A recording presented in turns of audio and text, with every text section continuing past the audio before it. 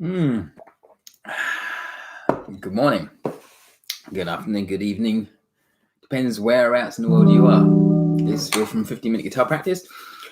Usually I do a bit of playing and teaching, but today you're kind of in the middle of a move. So I just wanted to talk about guitars and gear for a change, because I've been packing and unpacking and getting my stuff ready to get going. And I found one of, well, probably the oldest guitar I own. I don't know if it's the oldest in terms of physical age, but the oldest in terms of how long I've had it for. So just tell me if you guys can hear me. That would be awesome before I start blabbing on. Can you hear me? Just tell me in the chat. Hey, Vapo, is there a midnight stream today? No, Vapo. Sorry, dude. We're going to be earlier tonight. Daylight savings has changed here in New Zealand, so I don't know what time it is in Germany. But I think it's earlier than normal, right? Because we put our clocks forward, so that means I've got here sooner. So it's probably an hour earlier than normal. And also, I've started this stream a half an hour earlier than I normally do. So just let me know in the chat if you can hear the guitar. Not that we're going to be doing much playing. And if you can hear me, thank you very much. All right, I'll be back soon. Got to get some groceries. All right, cool, Vapo. I'll see you in a little while. I should really check the time in Germany, because I know you like to come hang out. Alrighty, well, I'll see you in a bit. Thanks for coming in. Oh, great. We're right through the process, walking, going down the street. Oh, okay. All right, dude. Laters. So let's talk gear, because at some point somebody has to talk about gear. Now, I got to say, I'm not really a massive gear person, okay? I've got some friends and some other musicians who are really big gear geeks. You know, they know not just the model number of things, they know what valves are in their amps, they know what year those amps were made, they know what speakers types they've got in their amps, and what neck profile, and it's pretty impressive that they can reel off all that stuff. But to me, when people ask me, I know just the basics. Okay, so this is my number one strat in standard tuning. Okay, and this is quite old. I don't know how old things have to be until you call them vintage. That's certainly a topic for a day. But I mean, how we talk vintage guitars, we always talk about things that are in like the 50s, 60s, and maybe 70s. I think it kind of, or maybe now enough time's passed for the 80s. What do you reckon, guys? Who's here? Let me know in the chat. This one is a 93. So that makes it, what, 26 years old. So this is a 26-year-old guitar. Oh, I know, it's got standard Strat pickups. It's got a 5-way switch. It's got the kind of modern bridge. It's got the modern tuning pegs, and it's got 2 string trees. I don't really think there's much else to talk about. It's an American standard Strat. Like I said, don't know what that is. Is that swamp ash? Is that maple? Is that, I don't know. This is maple neck. But that's it. I just go by how things sound and how things play. And I got to say, when I was in my 20s, I thought, you know, all Strats were the same. I thought you bought a Strat and that was the Strat. But it's only years later I realized, when I played other people's Strats, that not all Strats are the same, and particularly the neck profile differs. So, you know, buying something online or buying something in the shop and you think is like the hallowed Strat that you were after, and then you get it home and it might not be the hallowed Strat you're after, because it might not just quite fit your hand. This is, I think this is a modern neck profile, but what's interesting to me is that way back in my teens, my late teens, because it was the 80s, right? And everybody had Ibanez's and pointy headstock guitars and flat necks, and speed was the focus and technique. I always thought that flat necks equaled speed and comfort, and you know, flat necks were the thing to have. And this has got a relatively flat neck. It's not been my favorite guitar, I've got to say. But recently, about a month ago, I borrowed a guitar, a Strat from a student of mine, and it had a really, I think it's a D or a chunky C neck. And I was surprised how well it fitted my hand. Simply because for all these years I've avoided chunky necks. I couldn't play them. I've not got massively long fingers or fat, big hands, or, you know, so I'm thinking chunky necks, I should stay away from that. But it turns out this neck that was chunky fitted my hand perfectly. And I was like, damn it, all these years I've been running in the opposite direction to where I should have been. So this is Strat number 1. Over there,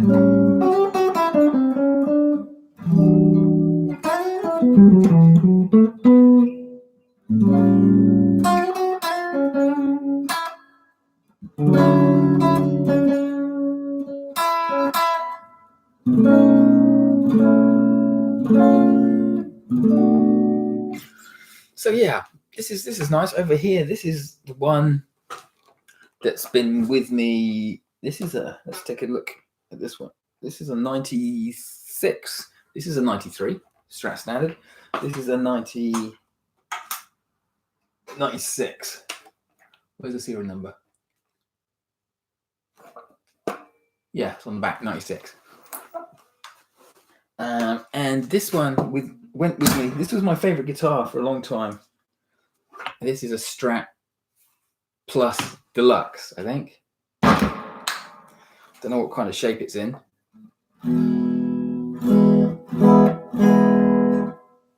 Immediately I can hear that the tone is more balanced overall, and it's less twangy than that guitar.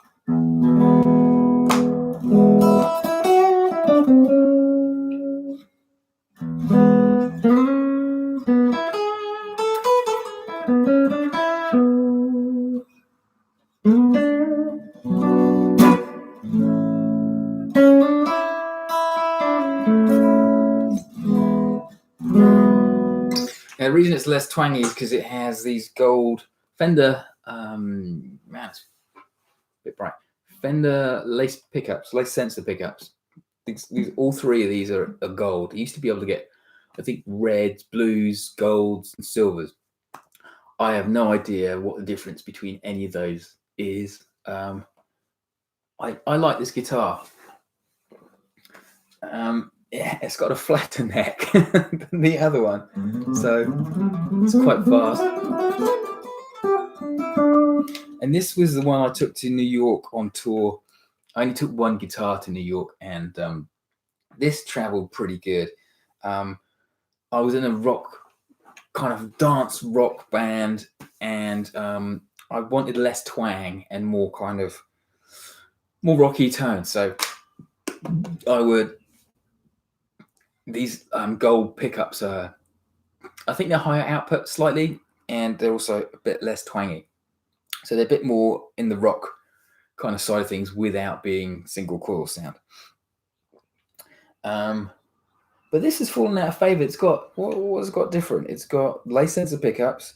It's got the modern bridge. It's got the modern tuners. It's got this ball bearing nut. Look at this.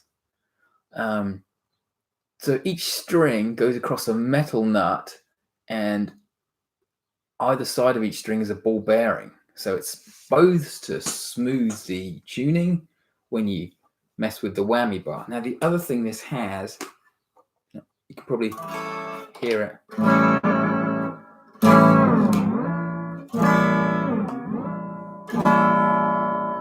There you go, it's immediately out of tune.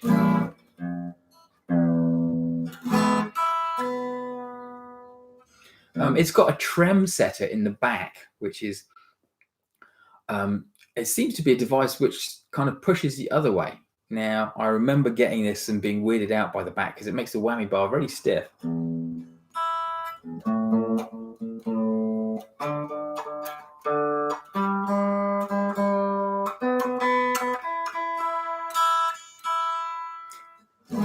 Well, and the other thing is, I remember reading the instructions that you're supposed to tune a strat with a trem setter in the opposite way than you normally do. Normally, you would tune up to pitch. Okay, so you would go flat from the note and then tune up. So you tighten and increase the tension until you got to your note.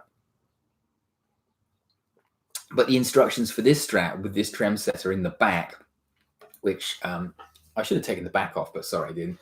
It just looks like another couple of things in there. You're supposed to tune sharp and then go release the tension. So tune it beyond pitch and then back again, which maybe is why it's so out of tune when I tremmed it, because I never really got into that tuning one guitar the way I'd always tuned it and remembering to tune this guitar the opposite way.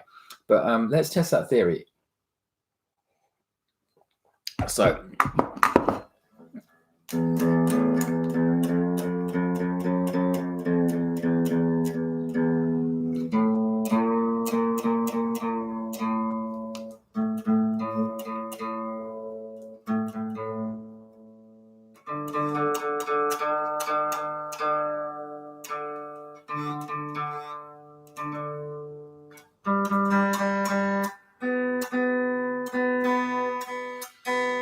hey guys, come in, welcome.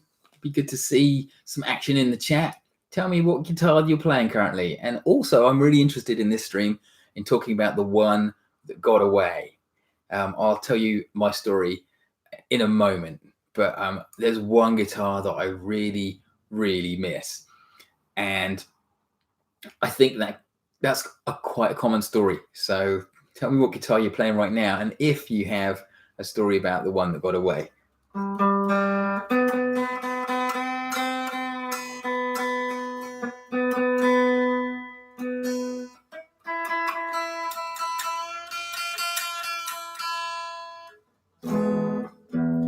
Hey, Jay Woodman, I play a Fender Modern Player Telecaster. Okay, how do you find that? The Modern Player Telecaster. Have you played some other tellies? Or was that your top pick? I've always been a Strat man. I've always wanted a telly, but I've always, wanted Strats and then a telly and a Les Paul and a 335, like the classic shapes, the classic sounds. I think if I had 5, maybe 6 guitars, each one different, I'd be pretty happy. Which is kind of funny because if you look at what I've got, I've got probably 3 or 4 Strats and a Super Strat and an acoustic and some other things. This is not in tune by quite a lot. It was on a clearance sale. Oh, cool. So you got a great deal, Jay Woodman. I think it just makes you play better when you know you got a good deal on your guitar, eh? I think it's one of those psychological things.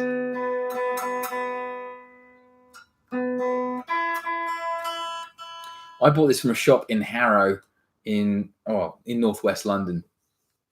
And it was hanging there for ages and ages and ages. So I used to walk past it on the way to work and just kind of drool a little bit. And in the end, when I went in the shop and tried it, and I said to the guy, man, look at the dust on this thing. How long has it been hanging there? And he goes, it's been there 7 or 8 months now. I said, damn, you guys aren't selling a thing in this shop, eh? Which I think I probably overstepped the mark, but actually he went, yeah, we're going to be closing down in 3 months. And I was like, oh, okay. Well, it's a nice guitar, but for the price you got it at. Anyway, I think we did a deal that day. I made enough of the right noises. But this has served me really well. I've chucked it about a bit. I remember getting cross with it one time in my younger years when I had less respect for the instrument. We were playing a gig at the Bull and Gate in Kentish Town in London. It might have been first show with that band, and I snapped a string, and I was a bit annoyed because I put new strings on before the gig, so I kind of threw it down on the floor in disgust, and then picked up number 2 guitar at the time, and everyone, the whole crowd was like, "Whoa!" They thought I was gonna like do the full Jimmy, smash the crap out of it, but no, man. I don't know, if I'd not been lost in the moment, I would not have done that. But ever since then, there's been a slight, tiny crack in the back, just in the lacquer. But that serves me right? So Jay Woodman, I guess, are you kind of a country player because you want that telly twang? What drew you to a telly?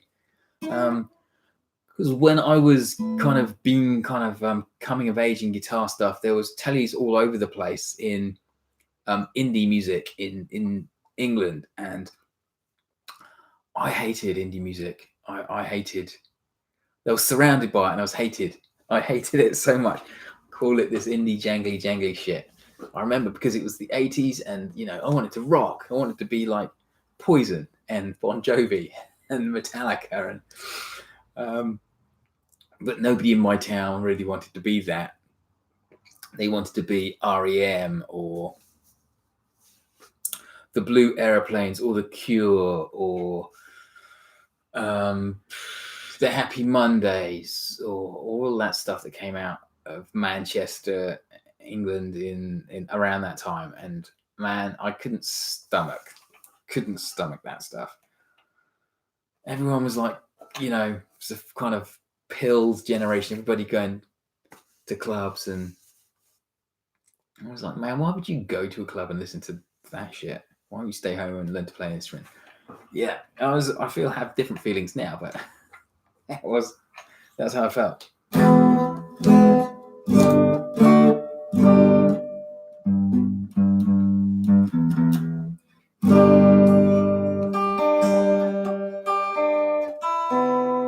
Well, I'm sure you don't want to watch me tune bloody guitar all day.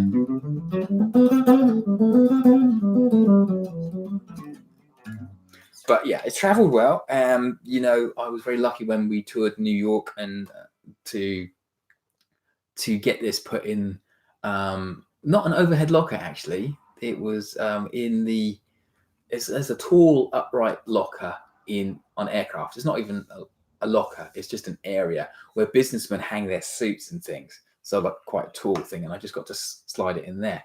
So I didn't have any problems with shipping it in the hold or anything. And it was just in a soft case, I think. Because when we were in New York, I didn't want to carry a whole bunch of stuff. So just had this on my back. And I think I had like a multi-effects pedal in my backpack and leads and stuff. And that was it. I used to walk around Manhattan with all that stuff. And we played some good shows. I remember we played, let's have a think about some of the venues we played in New York. We played Arlene Grocery. We played the Mercury Lounge, which I think is, well, I don't know if any of these are still around. We played Brownies. That's definitely not around anymore. And the best show was the last date of the tour, which was the Bitter End. Jay Woodman, I've been playing for 2 years. I'm 14, and I had a cheap Strat for my first guitar that my uncle gave me. But I walked into the guitar store Allegro and saw my guitar that I have now and fell in love. That's a great story, dude. If you walked into the store and it was there, it was meant to be, right? It was meant to be. I started on a guitar. My first guitar was an Aria Pro 2 Wildcat. And it was a piece of shit. It looked okay from here upwards. It had a rosewood neck. In fact, I'm pretty sure it was this color. Ironically, it was a kind of creamy yellow. But all this was the pickguard was black and the pickups were ugly black things with like something wrapped around it, like material wrapped around the pickups. I have no idea. Anyway, okay, so I'm leading up to opening this Kramer from years and years ago. It's my second guitar. That's why I was talking about my first guitar. So my first guitar, an Aria Pro Wildcat, Aria Pro 2.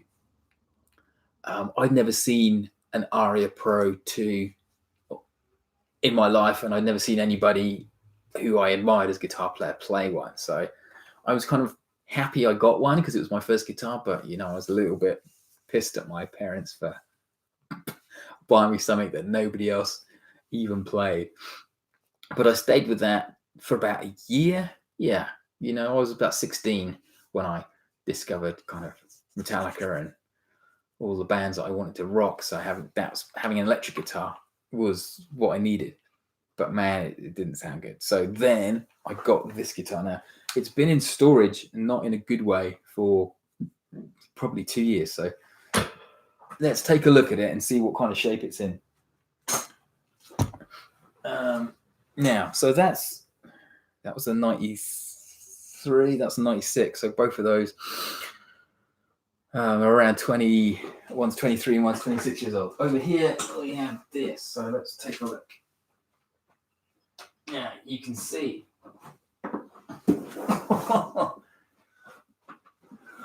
You can see I was a fan of Dean Markley strings, probably to an impressionable teenager. Just the pull of getting a free sticker with every pack of strings was enough to lead me to buy that brand rather than anything else. Jay Woodman says, I also love blues and rock and love your Jimi Hendrix guitar lessons, especially House Burning Down, where I learned to play one of my favorite Jimmy songs. Oh, cool, man. I'm glad. I love Jimmy stuff, and that is one of my favorite songs, and it just nobody ever seems to talk about it. But in terms of, well, everything, but particularly his kind of social comment in the lyrics, I think is one of Jimmy's most socially conscious songs, and obviously explosive performance from him, and just a wonderful fact that in classic rock you have Jimmy experimenting with ballroom dance rhythms like the foxtrot in a classic rock song. So it's got 1 million points for me. So I'm glad you dug that. Thank you, man.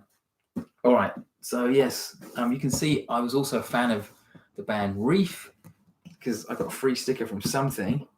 Now, and then I got some Boss Effects too. So let's take a look. Let's do it this way round.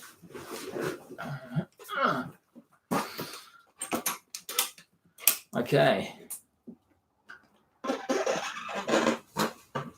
Oh, well, these are little bits. Yeah, it's pretty filthy. Let's get around. So this is my second guitar ever. It's a Kramer Striker ST 610. So I think the reason I fell in love with this guitar, just like you fell in love with yours, Jay Woodman.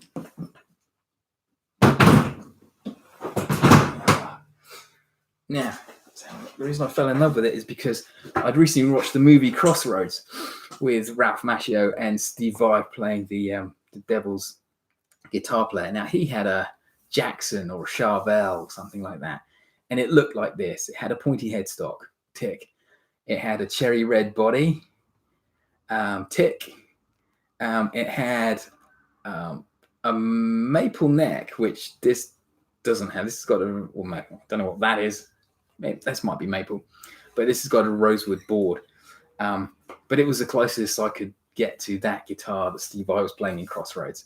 Now, as you can see, this is pretty filthy. This is, I don't know, mold or just human gunk or what, but it's dirty. The frets are kind of slightly green. That's probably just oxidization. Yeah, this is a good one. So I played this.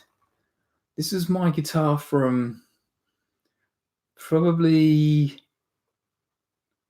This is my main guitar for about 4 years, and I was playing in a kind of rock covers band. We were playing Guns N' Roses, Metallica, Van Halen. We were playing all those songs actually incredibly badly. There's nothing worse than a bad rock band, but we were that band. But we managed to play some college shows and things like that. We started to get better. We started to get a fan base, and I learned a lot about playing, because all I ever wanted to do was play live. It doesn't matter if I was good at what I did or not. I just wanted to be the center of attention, because for most of my school life, I wasn't, so I wanted to kind of prove to everybody that, well, I had to prove something. I kind of, wanted to prove that I was different, was talented, was worthy of attention. Because high school is hard for a lot of people. Jay Woodman, a beautiful color, and love the film Crossroads. After watching it, I tried to learn slide and realize how hard it actually is. Yes, man. I did the same thing, and I've got to say, in my naivety, I was lucky. Actually, I had a bit of luck. I bought a guitar, and it came. Actually, it was that Aria Pro 2. The Aria Pro 2 came in this soft case, but not like a material soft case. It was kind of like a cardboard case. It was literally was like cardboard with stuff on it to make it look like a case. So it was, you could stick a pen through it if you hit it hard enough. It was strong cardboard. But inside the case, because it was a second-hand case, somebody had left a capo and a glass slide. So I was like, wow, bonus. So yes, I'd seen the film Crossroads, and I picked up the slide, and I didn't know that you had to just rest the slide on the top of the strings. I thought you had to press down like you normally do with your fingers to fret, right? So I was a terrible slide player for a while, until I figured out that it just had to rest on top of the strings. You didn't push down, you just rested it there. And also you didn't put it in between the frets like you do your fingers. You put it exactly above the fret. Anyway, this thing is really sticky and dirty. It is a beautiful color. Yeah, one of the things that attracted me was this cherry red. It's very typical for the 80s, cherry red. And I see Mazda have kind of stolen this color for their custom, I don't know what car vehicle, but I see a lot of them on the roads now. Mazda kind of own this cherry red color, because it's like it's not a standard color. So what have we got here? Let's have a look at it's not actually got that many dings or anything from the 4 years it spent. I won't say on the road, because it's not like we were good enough to go on the road. We might have gone down the road to a show and up the hill for the show, but probably we didn't play anywhere beyond the 10-mile radius. We should plug this in and see what it sounds like. Okay, so it's got pointy headstock. It's got that whole made in Neptune, New Jersey. Yep, Neptune, New Jersey, SF1646. I remember this came out, typically something rips out and then smashes on the floor. This is kind of slabby as well. This is not contoured, apart from the top edge, which is contoured. But it is pretty chunky. But the neck is awesome. Now let's plug it in. Let's see what we've got here. Even if it does it even work? It works. Well, not perfectly in tune, but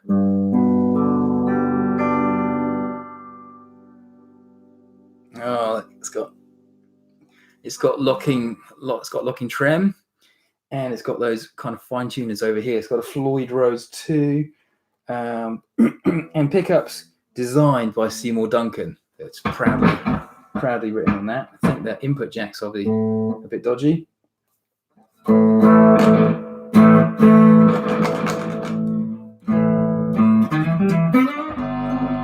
Yeah, that probably needs some attention there.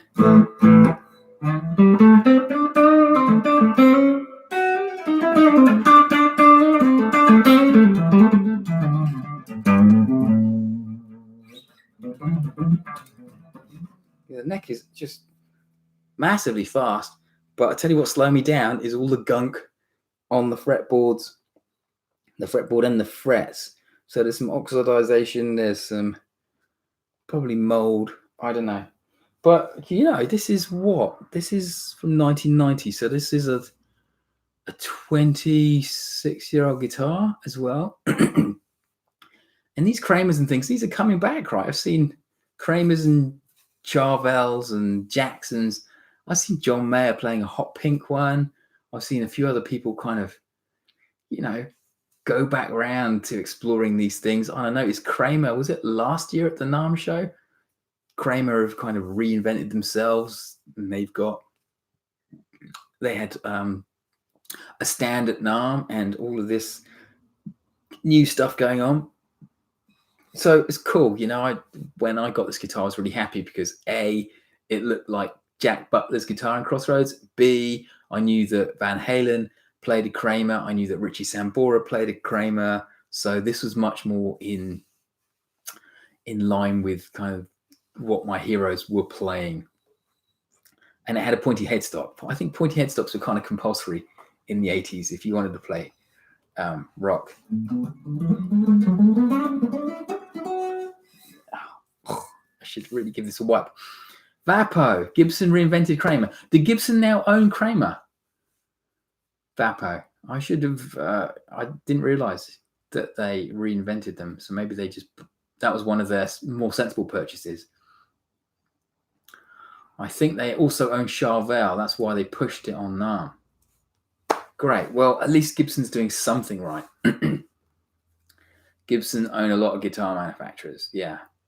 So I'm not a massive fan of Gibson's, I've got to say, or Gibson as a company in terms of what they've been doing over the last, well, definitely over the last 2 years, but probably I wouldn't mind if somebody handed me a Les Paul, but all I see is quality issues with Gibson guitars, price point, way higher than everybody else, and that whole snap neck thing, which is a kind of rite of passage if you own a Les Paul.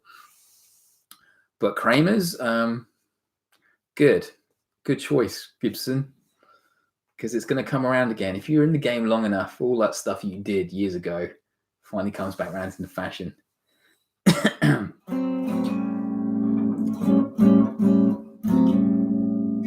What do you think of made in USA Fenders?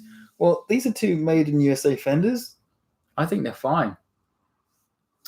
In terms of what they are now, price wise.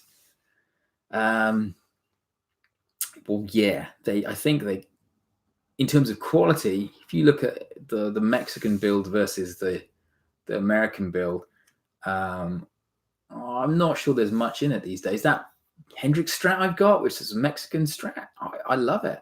There's nothing wrong with it at all. The frets aren't sharp, the intonation's fine, everything is just really good quality.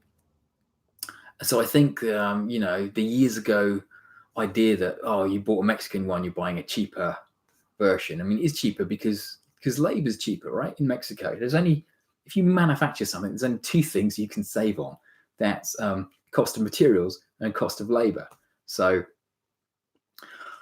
just because it was made in Mexico doesn't mean the quality is necessarily any less good. But if you're paying people are lower wage, they might be less skilled, I suppose. David Voigt, I thought Charvel was a Fender company, which is why they can't use the heads, which is why they can use the headstock. Oh, well, David, you and Vapo need to have a chat then. Because I don't know. I don't really know who owns who. but I know that these days I would still pick a Strat over a Les Paul, because the price versus quality, I think Fender has always had a good pricing strategy. Gibson tried to make it, a luxury iconic brand like Harley Davidson, but I think they failed to deliver on the quality. I mean, you can't make badly quality assured guitars and then charge a premium for it. That's just under promising, right? It's over promising and under delivering. Under promising. What am I talking about? Rapper, yes, Charvel is Fender. I looked it up. Okay, well, good for them. So I guess Gibson's got Kramer and Fender's got Charvel. It's head to head, pointy headstock. I don't know if I'd buy this now. I've got to say, it was very zeitgeist. Everybody who I looked up to was playing a pointy headstock guitar, and I wanted to feel like I belonged to that crowd. And when you're a teenager, you want to belong to a tribe. So not only did I have the pointy headstock guitar, but I needed to go out and buy a denim jacket, and I needed to get patches on it that said Iron Maiden and Metallica, and I used to get badges and used to buy wristbands with studs in them. And there was a friend I knew who was like really into heavy metal, and there used to be this catalog where you could order clothes and stuff from, and his thing that he wanted was a bullet belt. It was literally a belt made of bullets, right? Super heavy, and it would always hurt you massively, because if you ever bent down or leant over, the point of the bullets would either stick in your thighs if you were wearing them bullet down, or stick in your stomach if you were wearing bullet up. But that didn't matter, man, because we had to look the part. We had to fit into the tribe. And I had really long hair. I kind of got it to here, and then it kind of got to about here, which was, I think, a trauma for all my family, my mum and my aunt in particular. Okay. Jay Woodman says, I can see a drum kit behind you. Do you also play drums? Yeah, I do, but not very well. I can keep time. And I like to put the headphones on and, smash out some songs. But, yeah, I'm not very good. I haven't taken any lessons. I've just got my timing. Doing any amazing fills and stuff, I can get away with one or two of those. But usually I come out in the wrong place. I don't really know what I'm doing. But, I'll get up and play drums at a jam, stuff like that. Vapo says, Gibson owns Epiphone, Kramer, Maestro, Steinberger, Tobias. Wow. They're on a whole bunch of stuff. David Voots, just a better guitar without doubt. Strat is more versatile, I would say, as far as the types. I love the Charvel and currently play an Ibanez SA. Oh, right, David. Yeah. Well, I've always been in love with these super Strats. This neck is very thin, very beautiful. What's interesting is that I bought this, I think, in 1990. I don't even know if I bought it. Maybe I had some help from my parents. But it was £300 or something like that, which seemed to me back then a lot of money. When you get like $30 or £30 a week for working in a petrol station, which is what I did at the weekends for money, that's 10 weeks with absolutely no spending. So that was a big deal for me. Maybe this is why I kept this guitar, because I actually saved up, worked hard, and paid for it. But I've got to clean this up. The frets are super flat. They are. And I don't think that's because, in 4 years, I don't think you can wear your frets down that much in 4 years. But they are, I don't know, it's 1 or 2 mil highs. The action's really super low. And the frets are tiny. You're a great guitarist. How long have you been playing? Oh, well, thanks, Jay Woodman. We're all on a journey, right? I'm a competent guitar player, but I still look to people further up the road than me and go, wow, how do they do that? But thank you for your kind words. Let me turn this off now, because this is obviously going to be a problem, and I'll put it pride of place here. There you go. She never had a name, that one. Gosh, I'm gonna have to wash my hands. I've been playing. I probably started guitar when I was about 9 or 10 years old, and I've just played acoustic guitar. I said to my mum, I want to play guitar, and she was like, "Okay, cool." She happened to be principal of a school and had a few instruments lying around. So, like most parents, they didn't want to make a purchase until I kind of demonstrated I was committed to the instrument, I guess. Oh, the humbucker on this one. All these are labeled designed by Seymour Duncan. You can see some gold writing on the side of those. So it just says designed by Seymour Duncan. So they're not Seymour Duncan pickups. I don't think you can officially call them Seymour Duncan pickups. But Kramer must have done a deal with Seymour Duncan of some kind to get them. And I don't know, back then,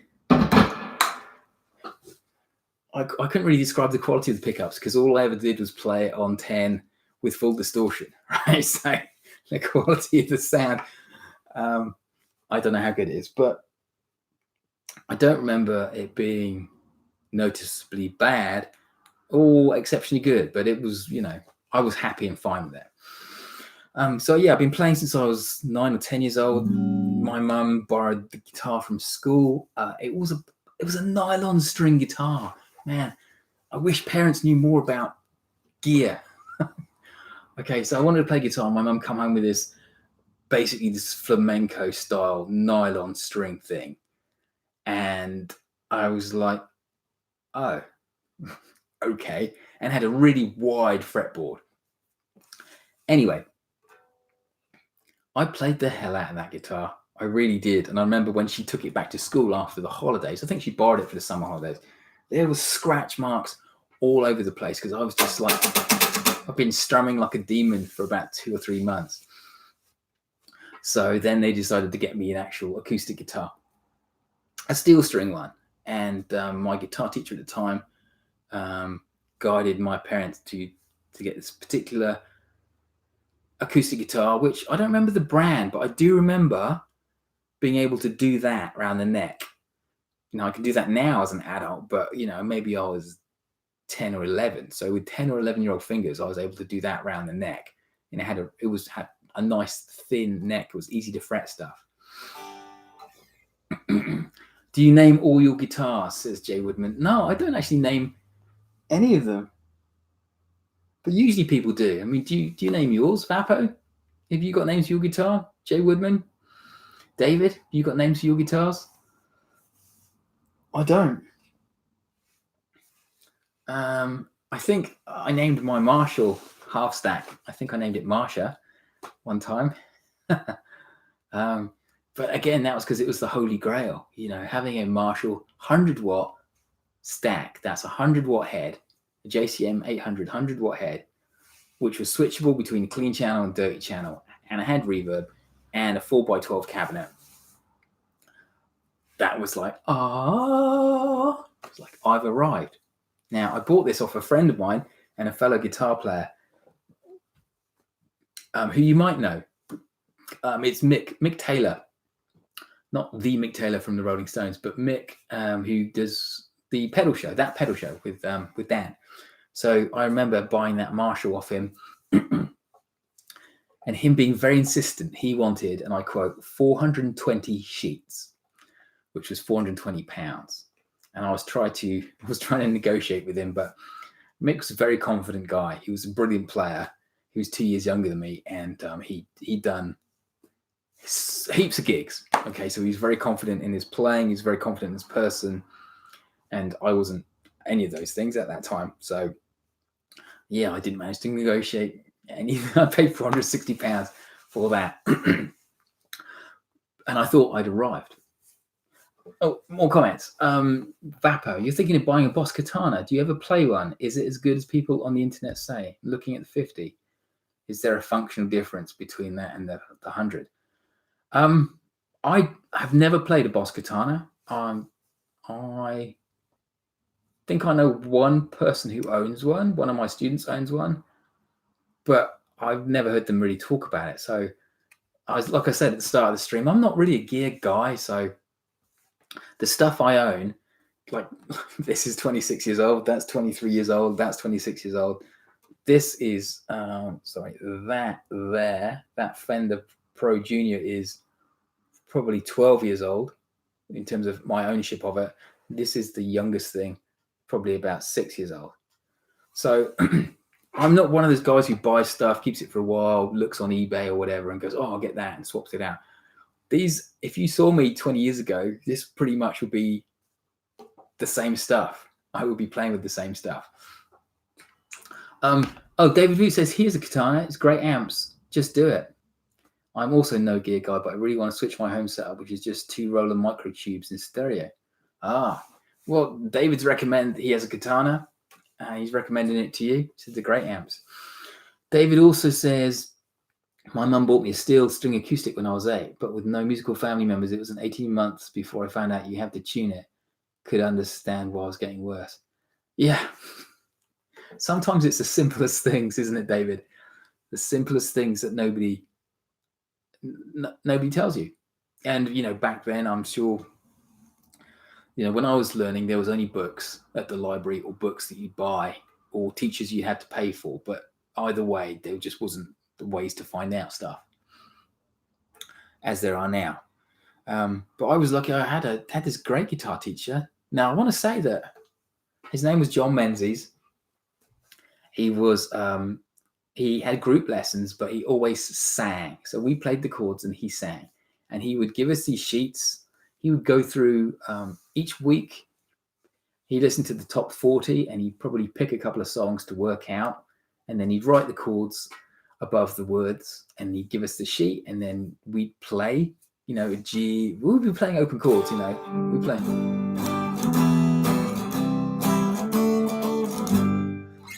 It would just be open chords, just him singing and us playing. And we never did any scales. We did this thing which was called the race, which was trying to basically him and a stopwatch. And you had to play G, E minor, C, A minor, D, E, A, and B in as fast as time as possible, but as cleanly as possible. And that was pretty much it. We did. I remember that was something, a little run he showed us to end a song if the song was in G.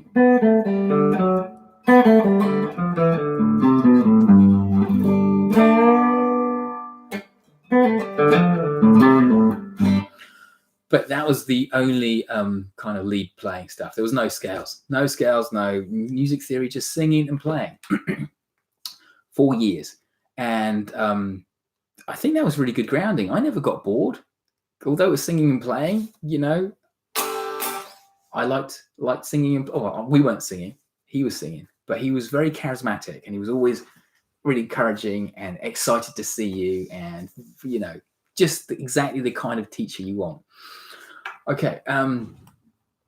You call Ibanez the Ibanez and my Fender the Fender. Then there is the self-build Strat and the SG. Well, that's a convenient way of labeling them so you don't get confused between them all. I've been wanting to name one of my guitars, but I can't think of any names. Jay Woodman, well, if you can't think of any, I think just leave it. One day one will come to you, but it's not essential. Last one was for the chat. David Vu, when I started, I am old, no internet or YouTube back then, but although I have a subscription to JTC now, I've gone back to learning by ear. What's JTC? JTC. I don't know what JTC is. Sorry, David. Just fill me in on what JTC is. When I started also, just like you, David, there was no internet. There was no YouTube. Like I said, there was other guitar players you could ask. And I lived in a tiny village where one other guy played guitar. And he was like my age and he knew about as much as me. So in terms of a resource for information, he wasn't much use. There was the library, which was in the nearest town, 8 miles away. And there were books from music shops, which were all sheet music anyway, right? We had this conversation. Vapo, are you going to make some rhythm guitar lessons in the future, focused on different style rhythms rather than just chords? Oh, Jam Track Central. Okay, so they're backing tracks, David, are they? When I started, there was internet, but I did not use it. Okay, so Vapo questions. Am I going to do some lessons on rhythm rather than just chords? I suppose I could do. I hadn't really thought about that. I thought you're one of the first commenters to talk about rhythm. I've seen a lot of stuff lately about people teaching strumming patterns and things like that. Is that kind of rhythm, do you mean? Or do you mean more kind of this is a bossa?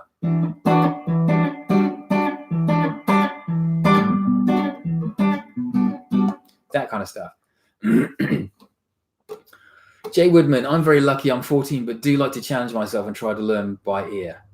Jay Woodman, please, if you do anything for yourself as a guitar player, stick to that regime.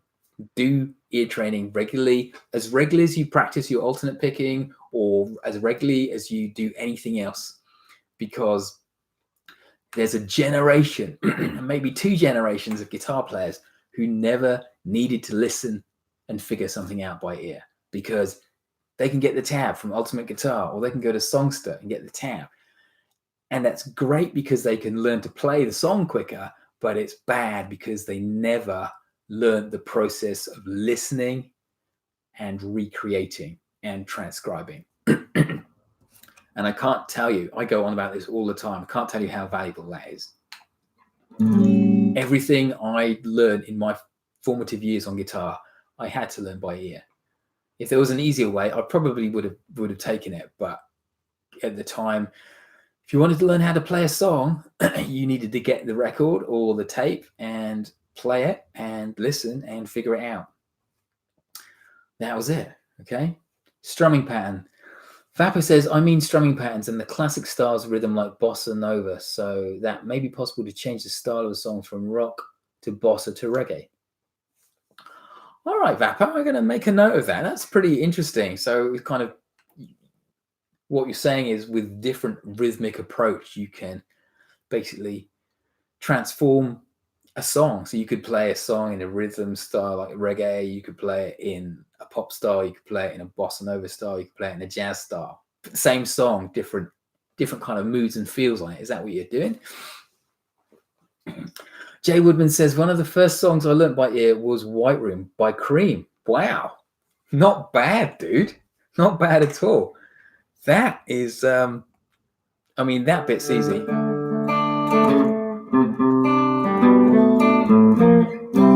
But it was the chords, the other chords, the ding, ding.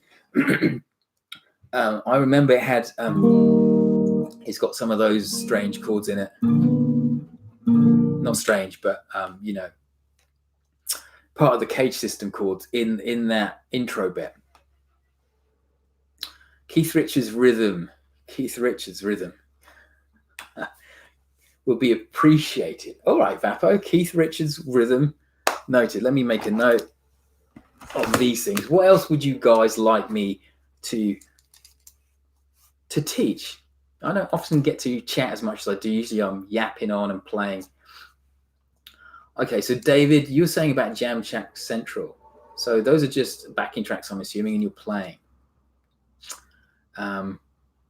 Definitely something useful to do, I think, as part of your rehearsal practice.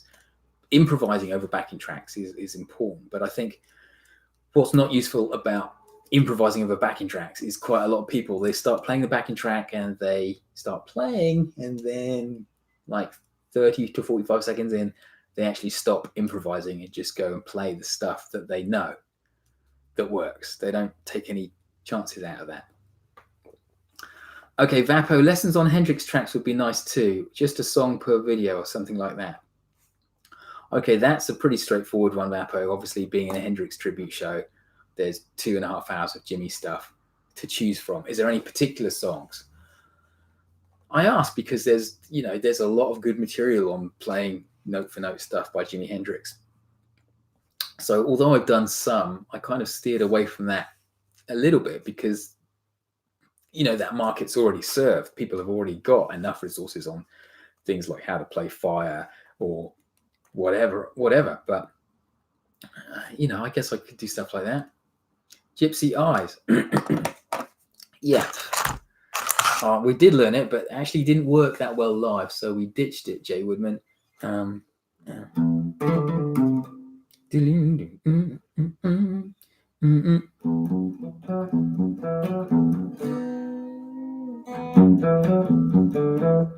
like that, wasn't it?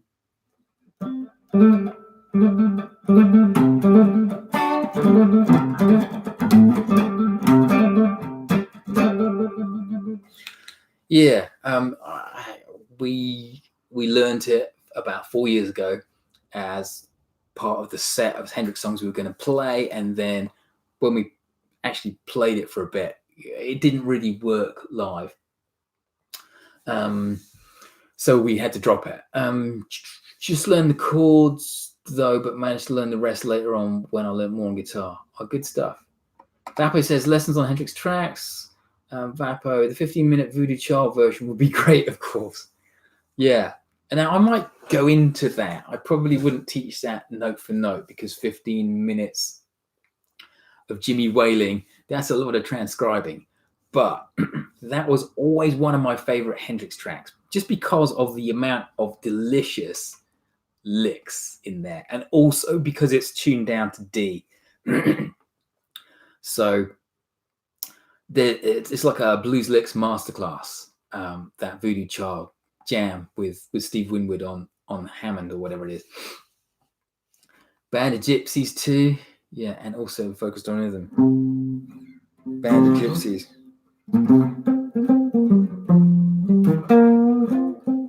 And we play this one.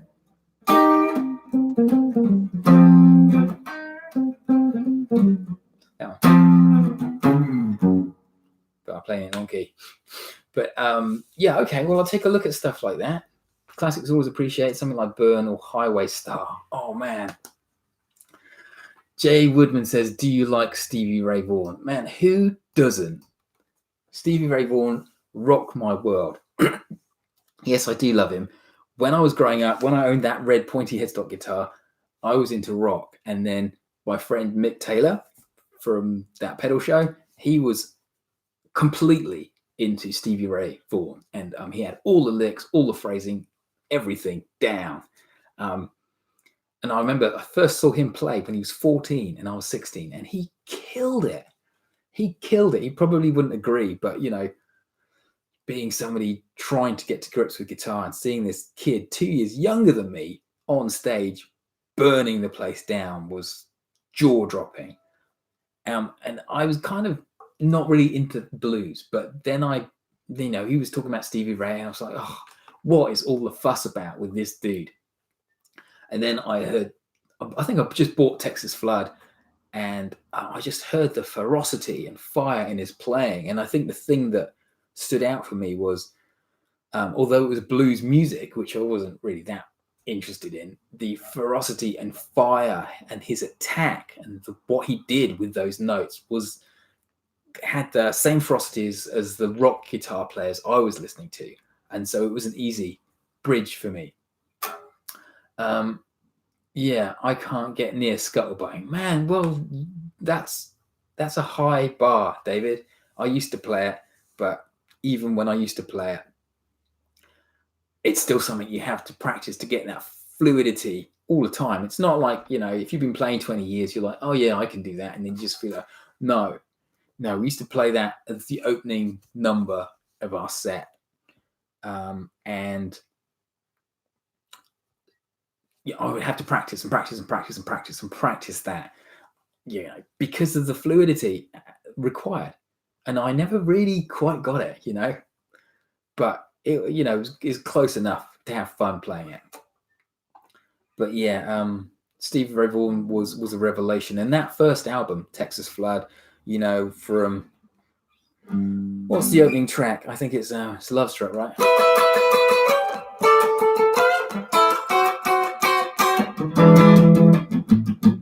All of that, just the solos in that.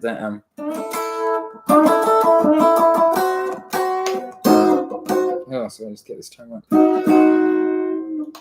Maybe I was right back there.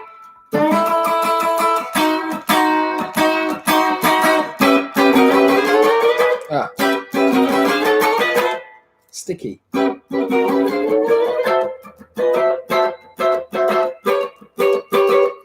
All that stuff, I was like, holy cow, this is like not just single notes, but chord stuff, you know, listening to that chord, all these voicings I'd never heard. So yeah, I love Stevie Ray Vaughan. I wanted to sound like him for a long time, and then I realized so did everybody else, and actually I should just try and sound like me. But there's nothing better, you know, than twanging away in E flat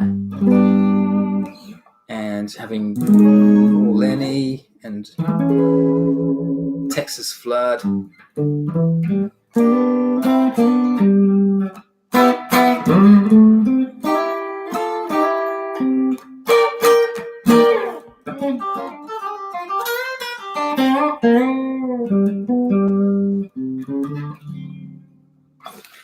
David Voot, I think Pride and Joy really defines his style. Yeah. And I still can't play that as well as I should. To be honest, I haven't put the hours in. You know, that whole circular thing and getting the riff right. When I first heard it, I thought it was two guitars. I thought it was one just going and the other one going.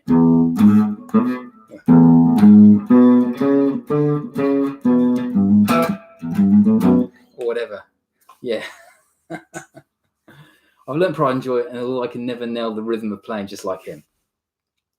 No, I don't think you can unless you put a lot of work into it and just focus, like really focus on that. You know, it's fun to play Stevie Ray Vaughan songs. It's fun to get that tone and twang. But unless you play in a tribute show or something like that, focus on growing all your facilities as a guitar player, as an expresser of music.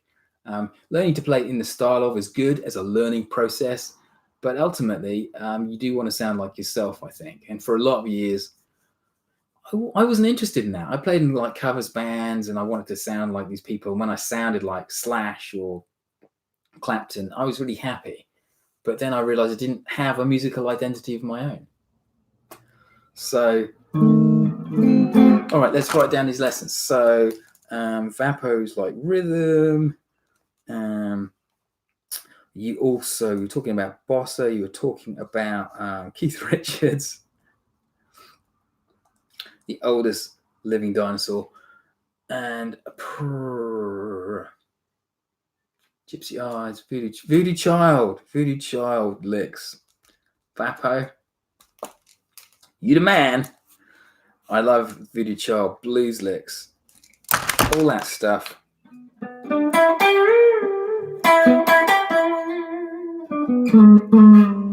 I can't play this morning.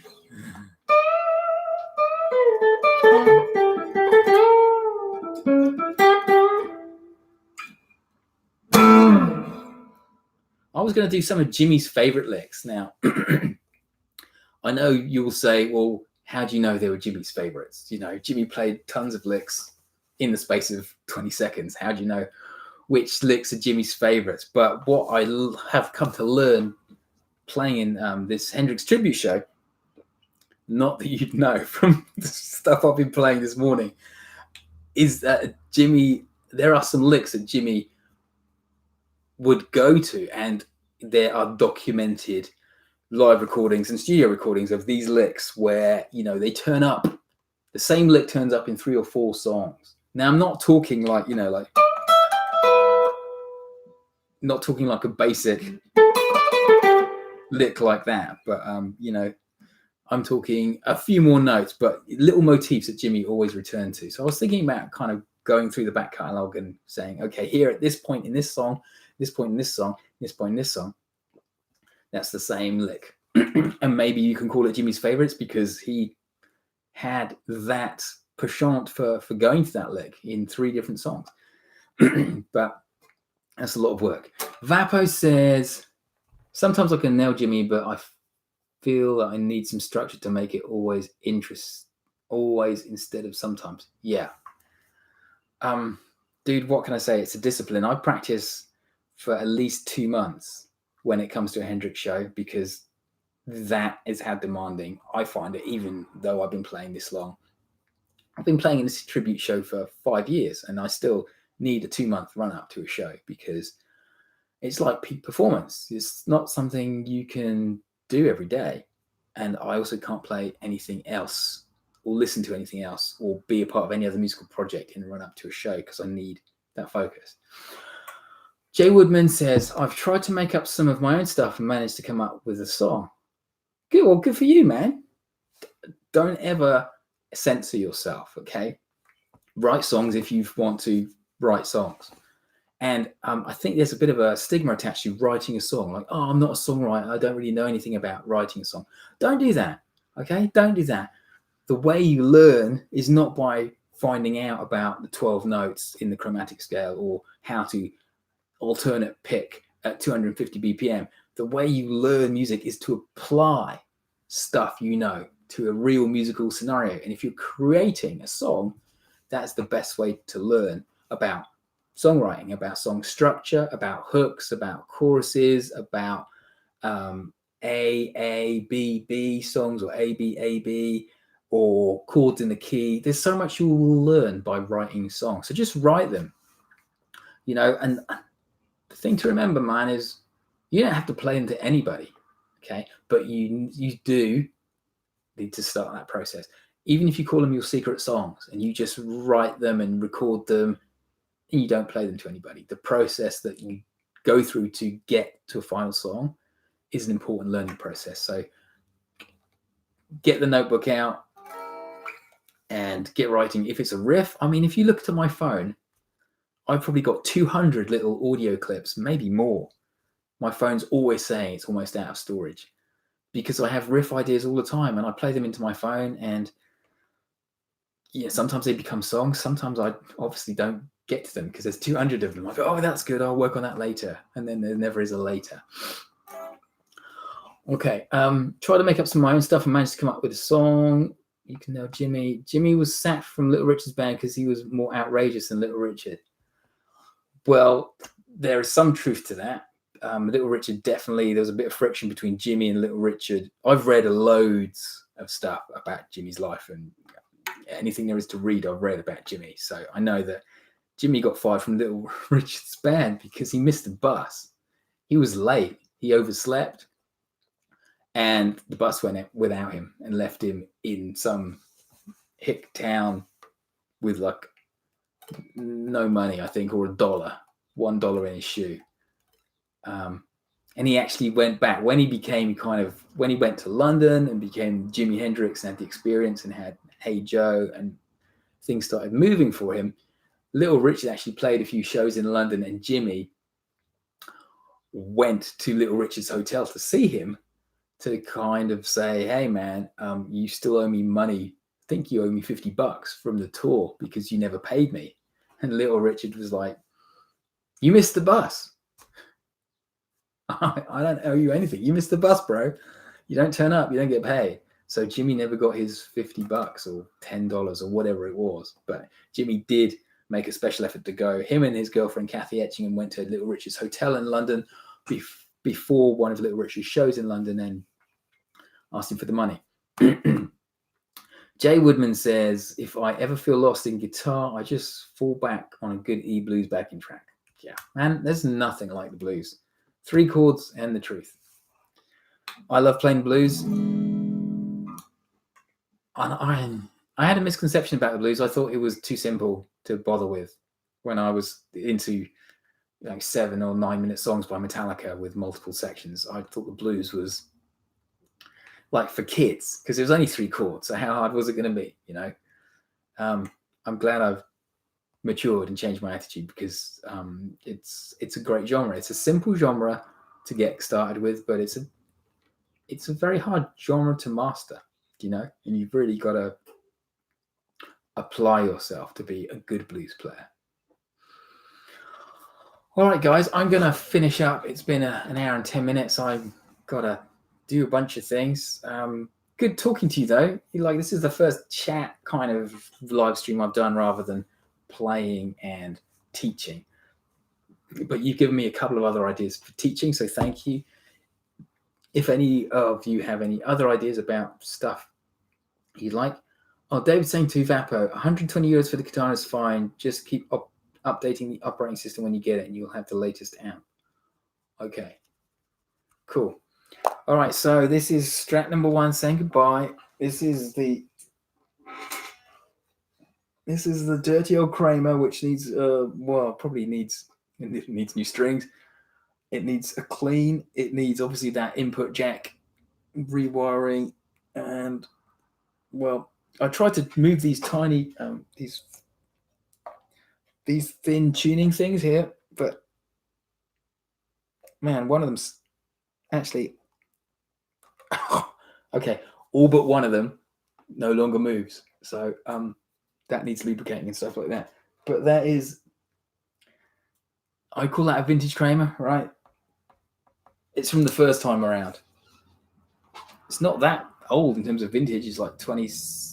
No, that's 23 years old. That one, 26 years old. Is it vintage? It's vintage. All right, guys. I will say goodbye. Vapo, Jay Woodman. Jay Woodman, keep up with the good work, man. You're 14. You've got a whole pathway in front of you. You've got loads of great resources. So welcome to the Brotherhood of Guitar Playing. It's a never-ending journey. Just stick at it. It's an awesome instrument. David, tips for the older guys, the pre-internet learners, thumbs up. Okay.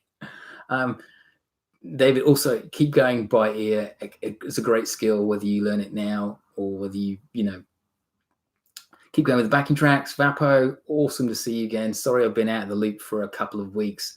Been busy. Been playing like things like an Oyster Festival and some other gigs around. So usually this time is recovery time. Been great talking to you. See you later, man. Thanks for the advice. Hey, no problem. I will not be around next weekend because I'm going to be moving. So I'm going to be lifting boxes and putting stuff in vans. But probably the weekend after that, we'll do another one. Subscribe to the channel. Click the bell icon if you want to be notified. And I'll put together maybe a rhythm lesson or one of the things you suggested here. All right. So thanks a lot, guys. Enjoy the rest of your day, afternoon, evening, or morning, depending on where you are. Thanks a lot. See ya.